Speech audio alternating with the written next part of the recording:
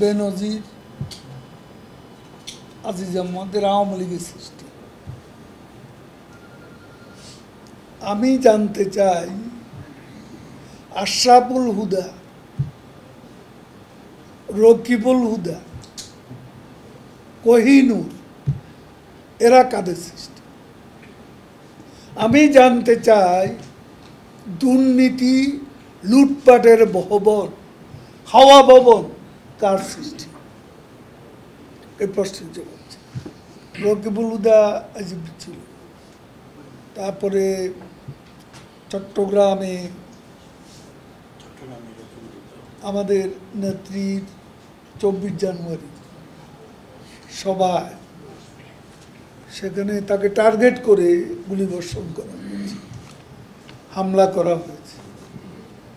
আশরাফুল হুদার দুর্নীতি সবাই জানে। আশরাফুল হুদার তারা সৃষ্টি করছে, তারা বিচার করেছে। বেনজির আওয়ামী লীগ আমলে আমাদের আইজিপি ছিলেন। এখন তার ব্যাপারটা যখন, এটা যার যার ব্যক্তিগত ব্যাপার, আমরা তো একটা প্রতিষ্ঠানকে দায়ী করতে পারি না। এখন ব্যাপারটা যখন প্রকাশ্যে এসেছে তখন দুদক তদন্ত করছে এবং তদন্ত শেষে নিশ্চয়ই মামলা করবে এবং যে যতটা করেছে অপকর্ম, অপরাধ, সেজন্য শাস্তি তাকে পেতেই হবে।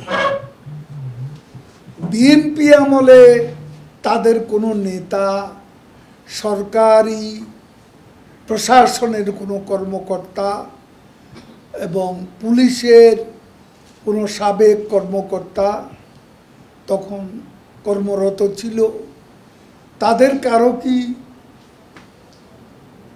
ইম্পিউনিটি কালচার তারা গড়ে তুলেছিল? তখন কি কারো বিচার হয়েছিল? শেখ হাসিনার সৎসাহস আছে, সেই জন্য তিনি আজকে